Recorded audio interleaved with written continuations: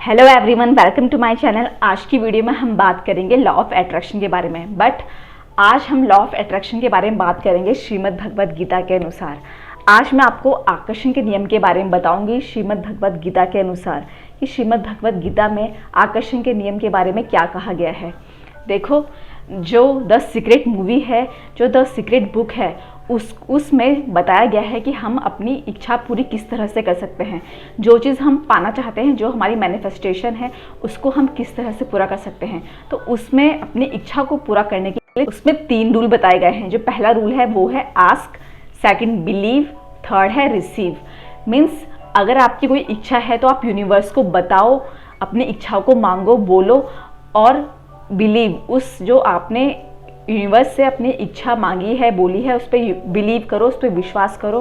और थर्ड जो स्टेप है वो है रिसीव, कि अगर आप इस तरह से अपनी इच्छा यूनिवर्स से मांगोगे, उस पर पूरा विश्वास करोगे तो आपको वह चीज़ मिल जाएगी।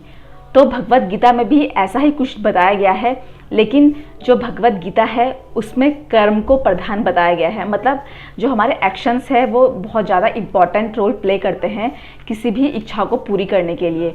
इसीलिए श्री कृष्ण जी ने कहा है कि कर्म करते रहो, फल की चिंता मत करो। कि अगर आप अपने एक्शंस करते रहोगे तो फल आपको एक ना एक दिन ज़रूर मिलेगा। देखो, श्रीमद् भगवद गीता में खुद श्री कृष्ण जी ने कहा है कि अगर कोई भी मनुष्य, कोई भी व्यक्ति मुझे किसी भी रूप में पूजता है, चाहे वो किसी भी धर्म का हो, जाति का हो, तो मैं उसकी जो श्रद्धा है, उसकी जो भक्ति है, उसे स्वीकार करता हूँ और उसकी जो इच्छाएं हैं उसे पूरी करता हूँ। लेकिन भगवद गीता में के अनुसार जो हमारी इच्छाएं हैं या जो हमारी डिज़ायर्स हैं, वह जो पूरी होती हैं वो किसके बेस पे होती है? कर्म के। क्योंकि जैसा हम कर्म करेंगे उसी के अकॉर्डिंग हमें फल मिलेगा। लॉ ऑफ अट्रैक्शन में भी सेम ऐसा ही है। जो द सीक्रेट बुक है उसमें भी यही दिया गया है कि कर्म भी करते रहना है, मतलब हमें एक्शंस भी करते रहना है। लेकिन आजकल के जो लोग हैं वो बहुत मासूम है या मासूम बनते हैं कि वो ऐसे बोलते हैं कि अगर हम अपनी इस टेक्निक को करेंगे तो ये पूरा हो जाएगा। पूरा होगा अगर आप भगवान पे विश्वास करोगे, यूनिवर्स पे बिलीव करोगे, ब्रह्मांड पे बिलीव करोगे और खुद पे विश्वास करोगे तो हर चीज़ पॉसिबल है। बट आपको उस चीज़ को पूरा करने के लिए अपने कुछ एक्शंस भी लेने ज़रूरी हैं। देखो, जब तक हम कर्म नहीं करेंगे, जब तक हम कोई कदम नहीं उठाएंगे अपने गोल को अचीव करने के लिए, जब तक हम कोई एक्शंस नहीं करेंगे, तब तक हमारे पास कोई भी चीज़ नहीं आ सकती है। कोई चीज़ हवा में उड़ के हमारे पास नहीं आएगी जब तक आप उसके लिए कर्म नहीं करोगे। तो सिर्फ ये नहीं सोचना है कि अगर मैं सोचते रहूँगा अपने ड्रीम कार के बारे में या अपने ड्रीम जॉब के बारे में तो वो मुझे मिल जाएगी। उसके लिए आपको पढ़ना पड़ेगा, उसके लिए आपको कुछ एक्शंस लेने पड़ेंगे, तभी वह चीज़ आपके पास आएगी। श्रीमद् भगवद गीता में भी श्री कृष्ण जी ने यही कहा है कि अगर तुम कर्म करते रहते हो बिना फल की चिंता किए हुए, तो मैं तुम्हें हर वह चीज़ देता हूँ जो भी तुम चाहते हो। तुम्हारी हर एक इच्छा मैं पूरी करता हूँ।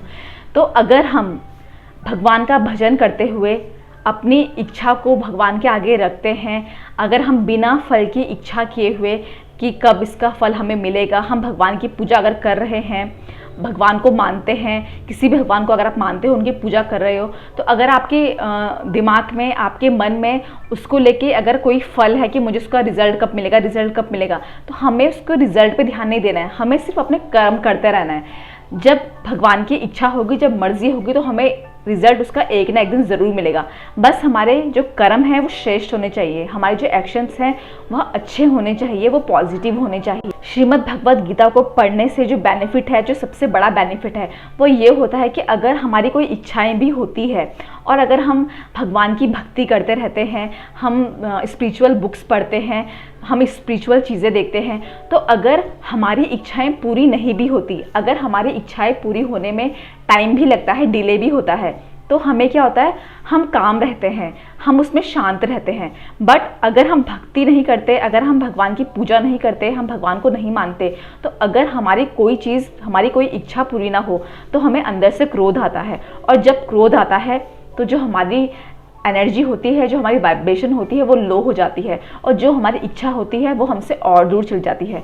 तो इसका जो बहुत ही अच्छा बेनिफिट है वो ये है कि अगर हम भक्ति में रहते हैं, अगर हम स्पिरिचुअल बुक्स पढ़ते हैं, चाहे वो कोई भी बुक हो, तो उससे क्या होता है, हमारे अंदर का जो क्रोध होता है, गुस्सा होता है, ये सब क्या होता है, शांत होना स्टार्ट हो जाता है। हमें ये इस चीज़ से फ़र्क नहीं पड़ता कि हमारी इच्छा कब पूरी होगी, क्योंकि हमें अपने भगवान पे विश्वास होता है, बिलीव होता है कि मैंने भगवान से ये चीज़ मांगी है तो मुझे ये ज़रूर मिलेगी, आज नहीं तो कल ज़रूर मिलेगी। और जब हम भक्ति में होते हैं, जब हम भगवान की पूजा करते हैं, तो हमारे अंदर जो क्रोध है वो शांत होता है, हम बहुत काम होते हैं, हमारा माइंड रिलैक्स होता है, हमारा जो माइंड है, हमारी जो सेंसेस है वो यहाँ वहाँ नहीं भटकती, जिससे हमारी जो इच्छा है वो बहुत जल्दी पूरी होती है।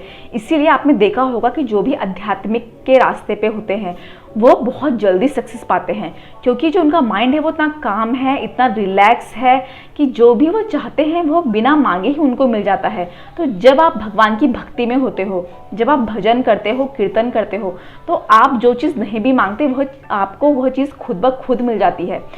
देखो चैप्टर 9 में 22 श्लोक में 22वें श्लोक में भगवान श्री कृष्ण ने कहा है कि जो मेरी पूजा करता है, जो मुझ पर श्रद्धा रखता है, जो कर्म करता है बिना फल के इच्छा के, मैं उसको वह सब चीज़ें ला के देता हूँ जो वो चाहता है, और मैं उस व्यक्ति को वो भी ला के देता हूँ जो उसकी किस्मत में भी नहीं होता, और जो उसके पास है उसकी भी मैं रक्षा करता हूँ।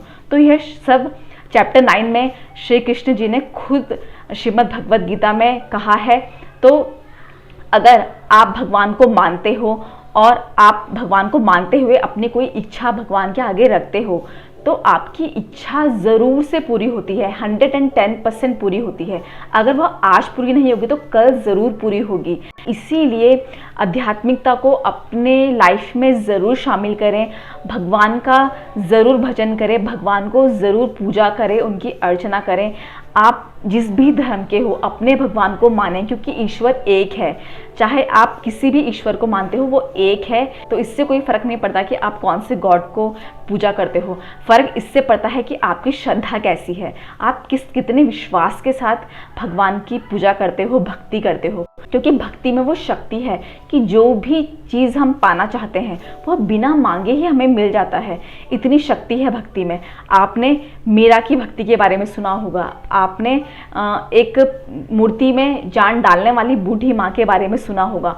भक्ति में वो पावर है। आपने बहुत से भक्ति के ऐसे किस्से सुने होंगे जो बहुत ही जादुई तरीके से काम कर सकते हैं।